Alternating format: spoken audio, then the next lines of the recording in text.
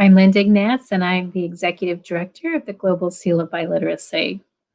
So welcome to Global C.R.E.D, and welcome to this session, Game Changer. What is the Seal of Biliteracy, and what does it offer? So this session is really designed for you as a language content and service provider to really inform you about the state and the global seals of biliteracy and what they mean to you, to your business, to your planning, and how they can support and maybe energize some of the things that you're doing. So let's just start just with an introduction of who am I? So first of all, I've spent 40 plus, maybe it's more, years as a high school and as a college Spanish educator. And most of the probably the last decade practically, I've spent as a Seal of Biliteracy advocate. So in 2012, I learned about the Seal of Biliteracy, which at that point in time was really just in the state of California. And in my state of Illinois, I saw as a language teacher that it was what I needed to engage my students and get them excited about language learning. And I saw it as a way to get students not just taking a language to meet some college requirement, but really taking a language to get good at it, to actually to do well as an incentive. And so I became at that time an advocate to get a state seal of biliteracy for my own state of Illinois, and have since that time worked to assist other states as they work toward their own state seals.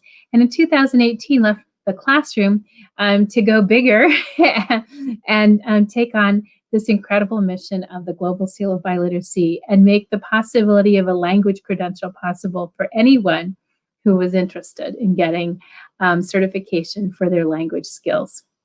And so maybe as a result of those efforts in 2013, I was recognized with the Golden Apple Teacher of Excellence Award.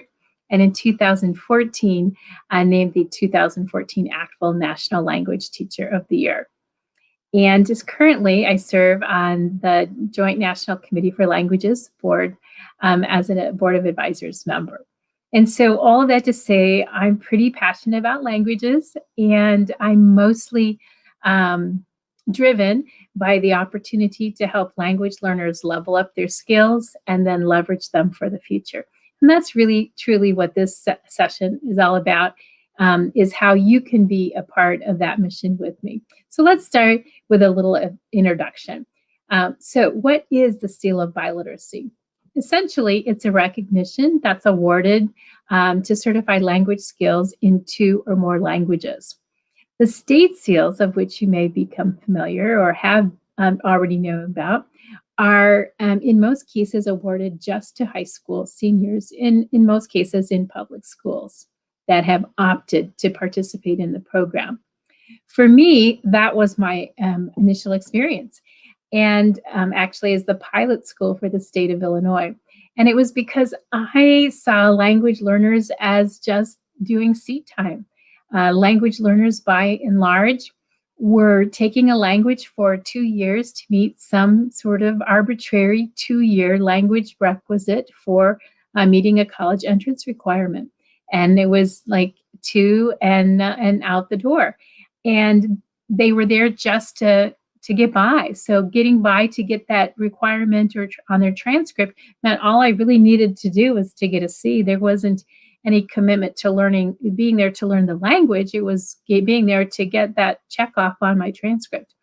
And I saw that as an unfortunate thing when some of them actually had some good language skills.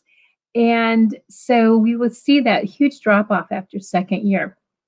And so that just frustrated me. And so when I read about the Seal of Biliteracy, I just, this is something students will want because it will connect to the future. And so I actually wrote an article about that in Education Week called The State Seal of Biliteracy, It's a Game Changer. And here we are several years later, and I believe what I wrote then even more strongly today. And so what does it represent? It's really a way to not just provide proof to an employer or an academic institution that someone has a language skill in 2 languages, but it articulates for the student in a way that they can't do themselves. I had a student who had scored a 4 on his AP test, and he told his employer, "Oh, I got a 4 on my AP test," and his boss said, "Well, that's nice." And then when he said, "I'm going to get the seal of biliteracy," and he's like, "Wow, you must be really good at Spanish. I'm going to give you a raise because I bet you can talk to our customers." Because it's difficult to explain what a test score means to someone who's not in our world. But a document and a certification communicates very easily to a layperson about language skills. And in fact, for the Global Seal of Biliteracy, that's why we've used the term fluency in our titles, because it communicates to the layperson about language skills. In most cases, the Seal of Biliteracy for the state seals, as well as for the global seal, is determined via testing, external testing, and rated on the ACTFL's proficiency scale. In the United States, one of the languages must be English. And it could be your first or second language, but there is an exception if you're from the state of Hawaii for the Hawaii State Seal. Because it's a bilingual language, you could get your state seal in Hawaiian and German. And again, based on the ACTFL scale. One of the things that's important to note, because it's always a confusion for people, is that the difference between bilingual and biliterate. So bilingual is oftentimes just that sort of communicative piece, speaking and listening. Biliterate incorporates the idea of literacy. So there's also reading and writing. But we do have some languages, some of our Native American languages, that don't have a written form, which was why, for example, New Mexico has a seal of bilingualism and biliteracy as a way to show respect for those languages. So multilingual, obviously, more than 2 languages. So we see that as well. And I'll share with that in a minute. So the Seals of Biliteracy for me is a way to kind of use gamification to engage learners. Because for what I've seen is for the very first time, learners started to care and take autonomy over their own language learning because they had a carrot and a goal that was big enough and bright enough and shiny enough that they wanted to go after it. And thinking about gamers, gamers compete against themselves. They compete against the game. They don't necessarily have to have someone else to compete against. And we've lost that in the classroom. People aren't learning for learning's sake, but we see that with the Seal of Biliteracy. They want it so that they are willing to do and figure it out. Okay, so if I didn't do it well this time, well, I'm going to try it again. What can I do this time? And it's the same thing that we see in the sports arena or in the music field. It's a skill that takes practice and sometimes takes a few redos before we do it well. And so the Seal of Biliteracy has created a paradigm shift. Language coursework is not there to meet just requisites anymore. It's now about achieving proficiency. And so someone's not there to take 2 years. They're actually coming in with the concept of, I'm going to be there for the full 4-year sequence, and I'm going to pay attention and do my best because at the end of that sequence, there's a test that I have to do well on. The other piece about the Seal of Biliteracy to me is that we need not just a paradigm shift in terms of our thinking, but in terms of our language. We don't want to call it a trophy. We want to call it a tool, because a trophy is something that just sort of sits on the shelf and collects dust, sort of like, the award that you don't know what to do with afterwards. We want to help our students understand that this skill is something that they can use as a tool to articulate what they're able to do, and they can use that and leverage it for the future. So they need to begin to talk about that as not as an award, but as a credential. And these micro-credentials document skills that can be used for future opportunity. Then we also can think about the idea of gamification in the sense that there is some tiered certification, whether that's through benchmark testing earlier or through the fact that We have 3 different levels, for example, with the Global Seal, and it gives the opportunity to continue to level up. And each time you take a test, that's feedback that will help you understand where you are, what improvements you've made, where you might be weak, what you still need to do, and your ongoing journey.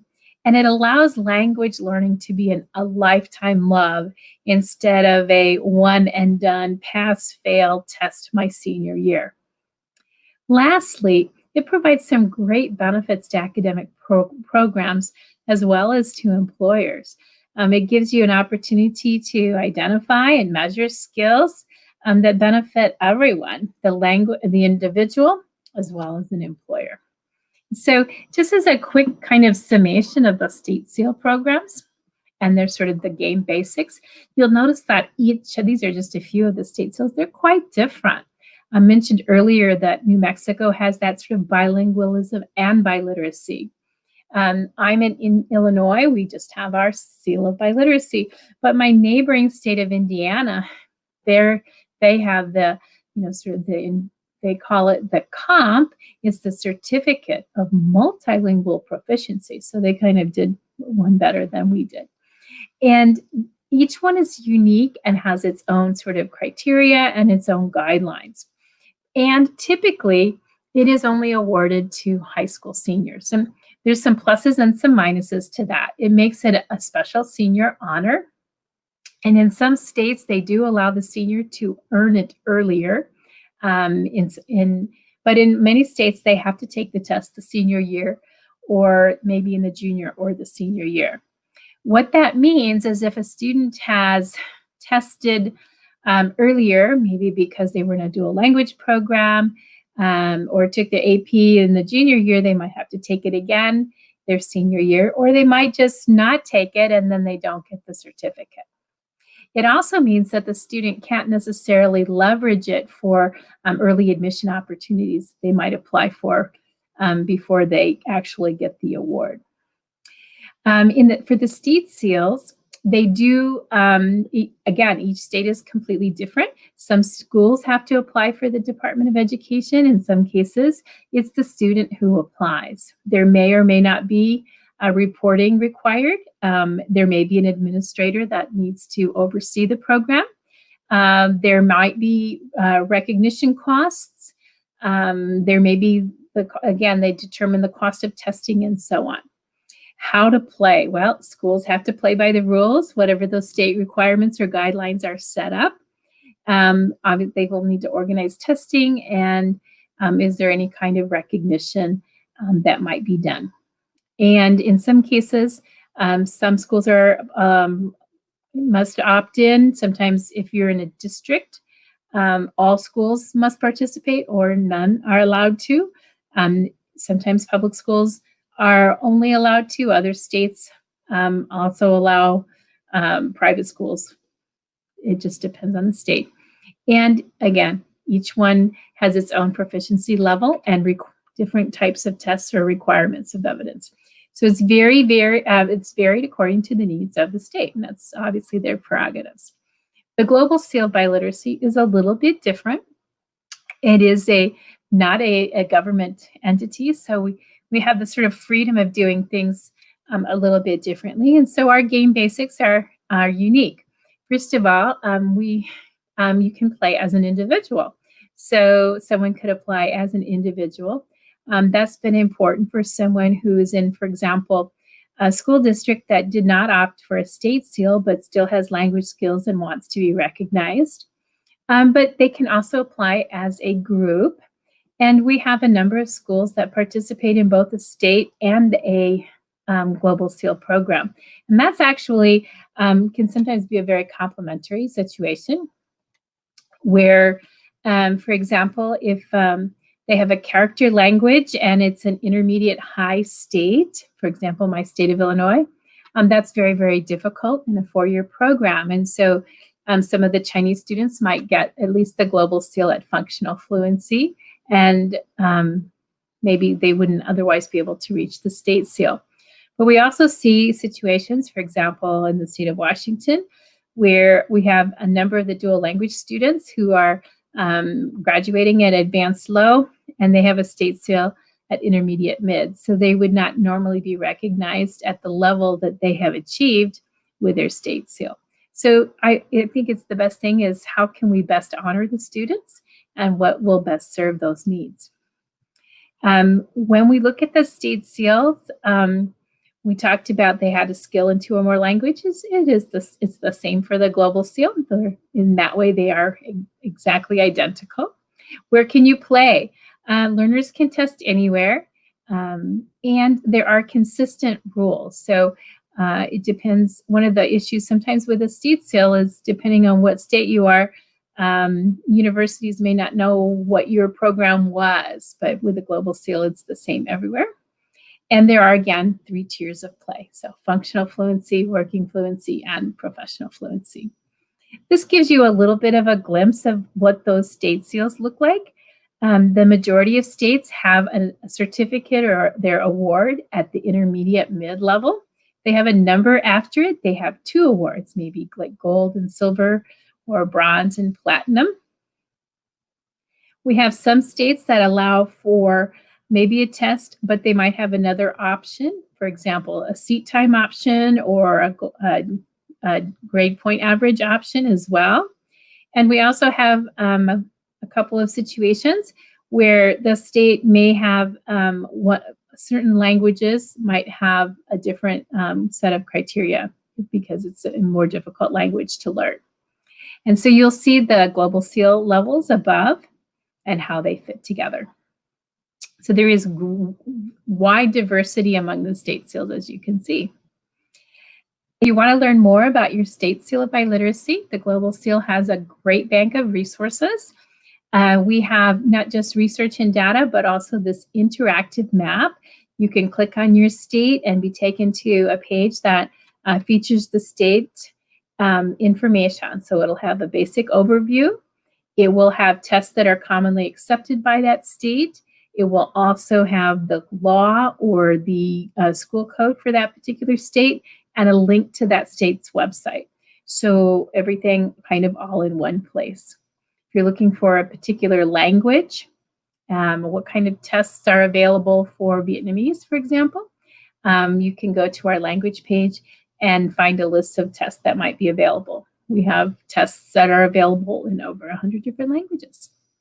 So this is what the state map looks like for the state seals. There are 40 states currently that offer a state seal of biliteracy, and almost all of the other states have a state seal in some kind of process. So you see that won't be too long, hopefully, and every state will be recognizing students who have bilingual skills. For the global seal, it looks fairly similar. In this case, we have 42 states. We have applications or global seal certifications in process in all of the other 8 states at this point in time. And we've also issued states global seals in Mexico and Japan and have applications in 3 other countries at this point in time. So why the seal of biliteracy? Well, as I mentioned earlier, it motivates learners. The diagram you see here, this survey comes from a study that was done and published in Foreign Language Annuals. And the students were asked to what degree did they see the value to a seal of biliteracy. And students who were interviewed included students in language, students who had dropped out of language, English language learners, and students who had not taken any language at all. And what we found was that 80% felt that that would really positively impact future employment opportunities and careers. It wasn't a big deal for better grades. They really did see the career connection. In fact, one of the students, there's a quote here, he said, well, my Spanish 2 teacher told me about it and I thought it'd be good to get a scholarship, so I decided I would, get a seal. I mean, he made a decision to go, to work hard for languages because he thought he could get a scholarship, because payoffs really do communicate well to language learners. And some of the other reasons why students want a seal of biliteracy. They want to stand out and distinguish themselves on early admission letters. college applications, job resumes, CVs. They want advanced placement, potential college credit. So there are 5 states that offer college credit for state seal recipients. They want to quantify or describe their skills. These are 4 examples of students who were able to leverage a seal of biliteracy. Taylor was able to use her seal of biliteracy in Spanish to get internships, scholarships, to work with NGOs and gain further experience in the language as well as in business. Annabella used her 2 global seals, one in Chinese and one in Spanish, to get admitted to Cornell University. Austin used his functional fluency global seal in Spanish to get a scholarship at Michigan State University. And Georgia used her global seal, working fluency in Japanese, for advanced placement at University of Washington. So we see students using something that articulates their skill set for benefits. We also have seen that a school that adopts a seal of biliteracy sees a retention increase in upper levels, especially in the advanced placement numbers, because the advanced placement test is one of those tests that can qualify for a state seal. So that's part of what drives it. The second piece is that it typically takes that length of sequence to get to that level of skill. And so you'll notice that it's across all 4 languages that within 2 years, typically the AP numbers tend to double after adopting a seal of biliteracy program.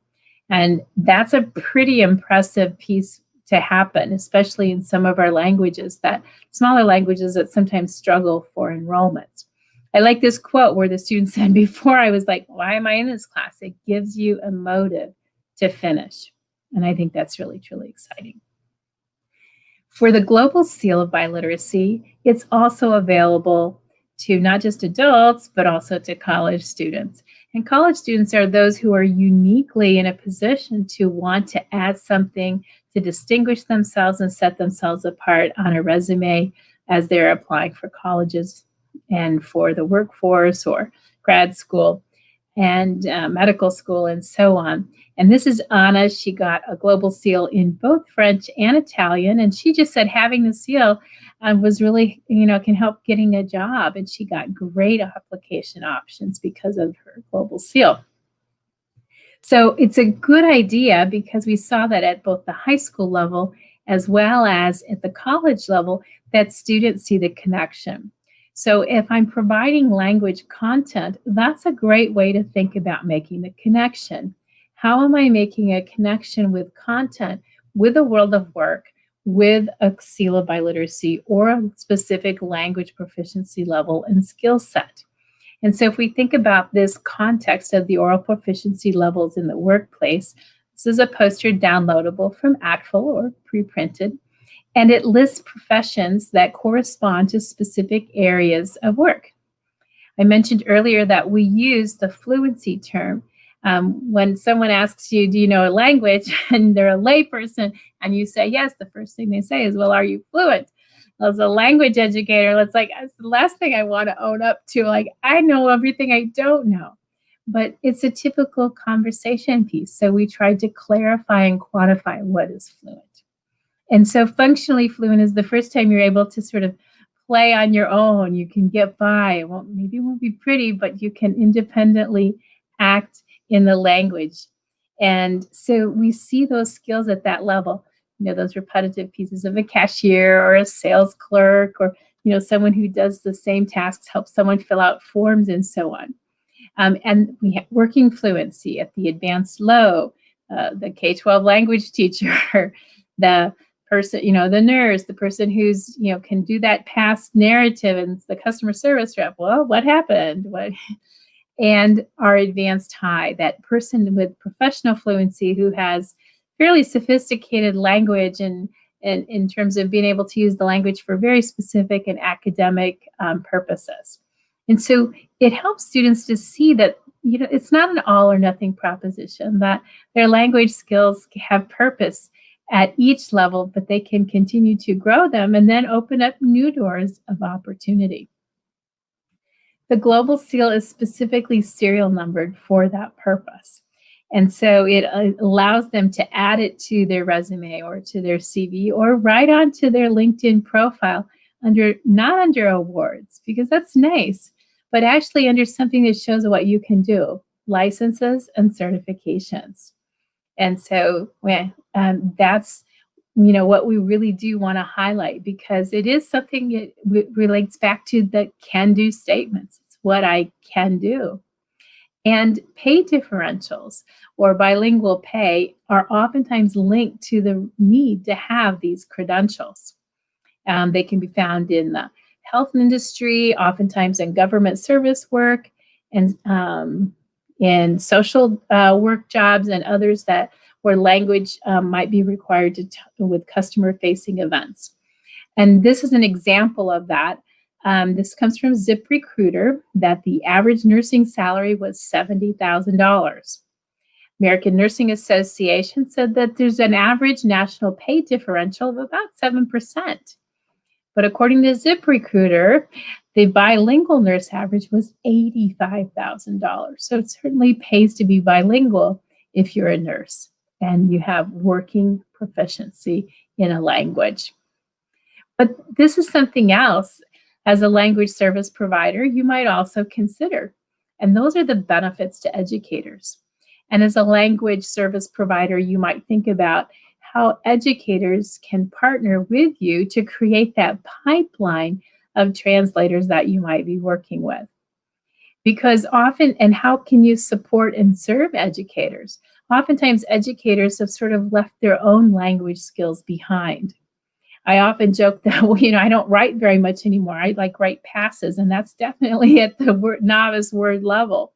And so you need to think about how, the experience of a language educator in testing gives them an experience of what is it like to test, but also gives them perhaps an experience they haven't had a while in terms of extended listening at higher levels of skill, as extended writing, something they haven't done recently, but they generally don't write, long essays to their students in terms of, feedback on a test.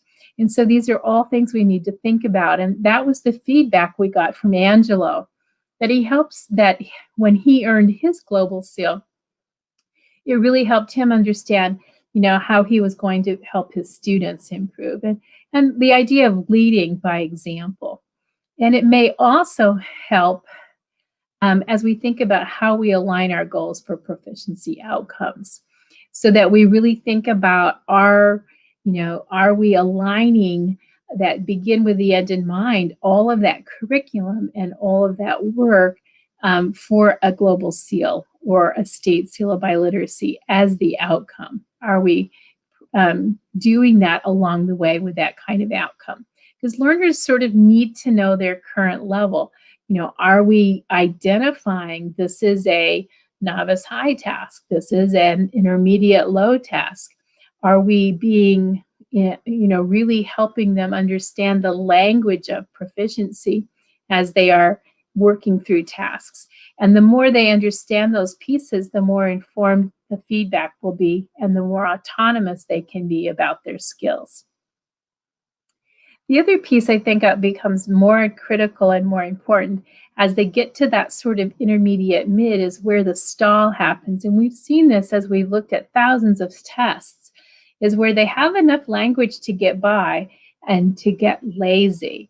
So rather than adding the more sophisticated vocabulary, they just stick to the easy level 1 vocabulary that they've always used. And so how is it that we sort of force the issue? How do we continue to grow their language while recycling past vocabulary or past structures, but really set up the learning so that they can continue to grow their skills? And I think one of the most important things as language content providers is how do we create an experience, whether it's through project-based learning or connections with native speakers, or the real world, to actually continue to grow their skills. because it is, in fact, experience using and applying the language that will not only be the most rewarding and the most engaging to student interest, but also require the more higher sophisticated levels of language use to finish and complete the tasks. And that's the exciting part, because a student doesn't have to stop with one level of a global seal, or in some cases, as I mentioned, some state seals, in fact, because they can continue to level up. And so as we look at that concept of testing, benchmark testing is incredibly important. And we see this in a number of different scenarios, because when you provide feedback, then they know what they have to do next. That was one of the other pieces we found from the Foreign Language Annals study, was that schools, after a couple of years of implementation of a state seal program, oftentimes began to implement benchmark testing. Otherwise, the student waited till their senior year, took the test, and found out they didn't make it in maybe one or two areas, and it was too late to go back and do it again. And that's disappointing. But if your student knows ahead of time that that's a weak area, they take autonomy over their learning and begin to make changes. And that's the important piece. And so when we begin to see that, that's an important lesson for us as curriculum, is where, is there a way that you build into your own kinds of assessments? This is an assessment of, at this level, those kinds of things where they can begin to see their own benchmarking. I mentioned again before of how to find a test. This is an example of that. It's available in over 100 languages. The proficiency test should measure not just what they understand in terms of the listening and comprehension, but also what they can create on their own. It measures that quantity, that quality of vocabulary, as well as the length and organization.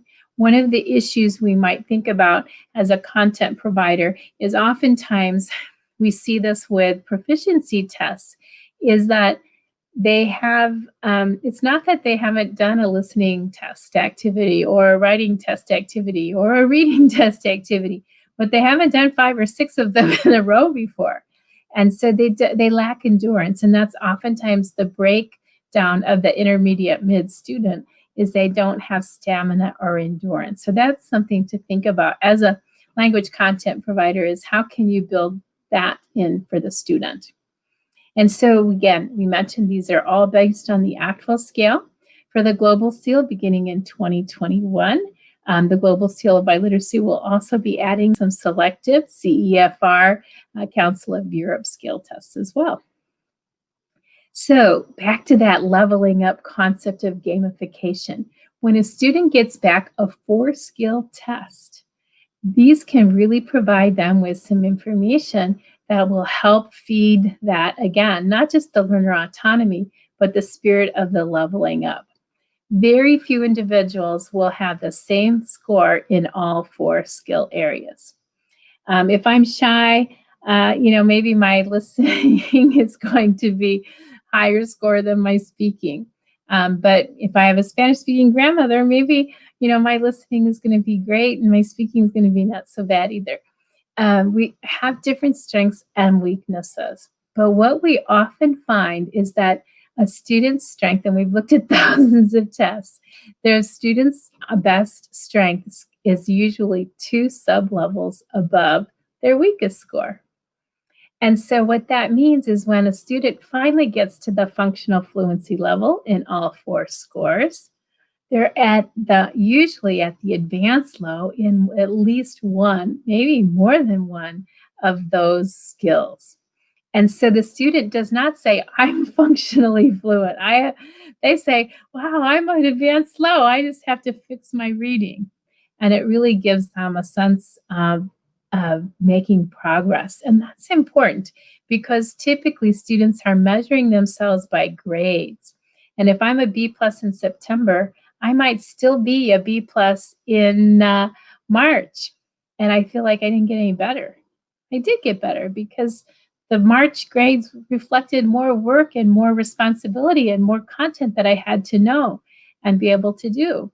But it still feels like a B plus. I didn't get to an A minus, so I didn't improve. Whereas when you begin to show this kind of improvement, students will be able to see what they've done, and it's more exciting for them to know that they're making that kind of progress. I want to talk just a minute about heritage learners. The same thing is true about all learners, but this particular example happens to be for heritage learners because they also have strengths and weaknesses, and sometimes they will surprise you because they have better strategies, and sometimes their accents fool you. So here's an example of one particular heritage class where you'll notice that 11, the majority in their listening were all at the advanced, the majority were at the advanced in listening and in speaking. They were mostly at the intermediate range, but there was still some of the advanced. In reading, that went down. And most, we still have a majority in the intermediate range, but an awful lot of them were now in the novice range for reading. But for writing, it was almost completely opposite. They were almost all in the novice range. So this is a, sort of a wake-up call as you think about if you're creating content materials for native speakers, that you might want to shift some of the sort of the percentage of materials that you are providing to them because of these kinds of needs. Again, this is based on the actual scale. So when we look at these proficiency tests, we see that sort of leveling up happen. This is a group test score. This one happens to be from the Stamp 4S test by Avant. And you'll notice those speaking scores. We have 7, 8, 6, 7, 7. So in this case, we look across with the exception of just, we've got everyone. In this case, functional fluency would be a score of 5. So everyone is qualified for functional fluency. The next level up would be our working fluency, which would be a 7. And not everyone has qualified all the way across for a 7, but a few have. No one is qualified all the way across in every skill area at a 9, but a couple have in a couple of areas. So you'll see how that varies. And that's just, but that gives you the idea of how that gamification can begin to work. But so there's real power in benchmark testing and that idea of being able to level up. And so when students know that they can get more, they'll oftentimes do more.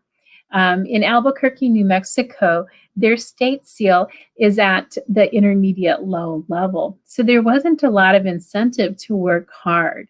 So they brought in the global seal to use together with the state seal. And so the first fall that had several got to the intermediate mid-level, a few at the advanced low level. The following spring, it turned around. We got even more. We had 11% measure to level up because they had something to work for. And that's pretty exciting to see. And that meant college tuition money and all sorts of other things for those students. That's really exciting. And so when we think about those AP test scores or some of the other scores that students can get, this is what it does for them. And this is something to think about as you're working with a school district and the seals of biliteracy, is that these enrollments in these upper levels do things for the schools that aren't as obviously just in the language department. So for example, 4 years of foreign language count as part of the 16 hours core required for Division I NAACP academic eligibility. That when students take their AP or IB exams, that those count in the college readiness indexes and the college curriculum breadth index for college preparedness. It also impacts, especially for our heritage learners and our English language learners, underserved populations, which also contribute positively to the U.S. News and World Report rankings. Now, that information also makes up part of the state school report cards. Graduation rate, when students can get credit, for example, for a heritage language. When a heritage Spanish speaker does well on the AP tests with their Spanish, and that closes the gap, prepares them more likely to get, advanced placement for college. All of those things that go onto the state school report card. Well, that impacts things like home buying, and that impacts things like your property taxes and your home values. Almost half of home buyers between the ages of 30 and 39 say they use the school report card in making their decision on buying a home. So think about that when next time you're selling a world language curriculum to an administrator. The needs of English language learners are huge. This is a map from the 2017 census piece that came out. My own state, almost 24%, almost a quarter, have another language spoken at home. These are those emerging bilinguals. And this is going to impact the needs for dual language programs, which is going to shift and change the kinds of language content that you might be providing for high schools in the future. As these emerging bilinguals start younger, they might be interested in content language coursework at the high school level. We see, again, the impact of benchmark testing for them in Chicago public schools. This is an incredibly powerful piece here that 2/3 of the Chicago public school students receiving their seals of biliteracy were either current or former ELs. And it's because they do pathway awards starting at 5th grade and then 8th grade and then 12th grade. And when they started that, you see the big jump in the numbers of recipients. That's also true in the importance of the high school transcript for these happen to be Chin refugees in the state of Texas. The study was done by the Bill and Melinda Gates Foundation that found 21% of students in Washington state needed those competency-based world language credits based on testing to graduate. Oftentimes, if you don't have a world language credit, you can't get into a four-year college. And about 1/3 of them were Spanish heritage learners. So we think about that. We think about the impact of these communities of heritage learners that will continue to grow in dual language immersion programs, which have been the favored program because of their efficacy in these communities. You can see that they are growing. The fifth number one was actually surprising to me, was Vietnamese, but they are actually growing in numbers. And so we think about these are the students that are then coming into high school, and they're going to want a different kind of language program. They're going to want content in different languages. So that's something else to consider for the future. The other piece to think about is the pipeline you have as language service providers if you're in the translation and interpreting business. Just to give you an idea of the growth, look from year to year for the state seals. This is 2015 to 2019 in just my state of Illinois, and how quickly these numbers have grown from 504 the first year to 6,200 students in 5 years. This is at the intermediate high level based on testing. These are the state numbers, the cumulative state numbers from 2017-18, according to the sealofbiliteracy.org, almost as about 91,000 students in 1 year. That means close to 100,000 students a year are graduating with some kind of seal of biliteracy. Now, it might be at intermediate low, mid or high, or maybe advanced low, that's huge. We can also add to that the incredible number of students that are receiving global SEALs. You have an amazing pipeline at your disposal. And so when we begin to look at these numbers, it's a pretty exciting piece. In fact, what we think is that if we can connect, and that is the purpose of Global CRED, to connect you with this pipeline, that we, will be able to, fill classrooms, and we'll be able to fill the need for those translators and interpreters for your future. So, how does someone get a Global SEAL? They go to theglobalseal.com. They complete our application. We have both an individual application as well as a group application process. The application can be done before or after testing. Once testing is complete, test scores are submitted to us, copies of the original test score reports. And then, although we don't charge or cover the cost of testing, there is no cost at all to the certification process. We send free of charge, no shipping, no cost whatsoever. The personalized, customized certificates, they're serial numbered. They are embossed with the seals that reflect the level of fluency certification to the schools and or to the individual. So thank you. I want and hope that you will be the game changer in thinking about how the Seal of Biliteracy might change your game for your industry and your business. And think about what resources it might be able to provide you. I'm certainly at your service if you need any more insight or assistance. So, and of course, I'd like to invite you, whatever your age, if you're bilingual, to get your own CRED. So thank you for listening and for raising the value of bilingualism by documenting skills with the language credential.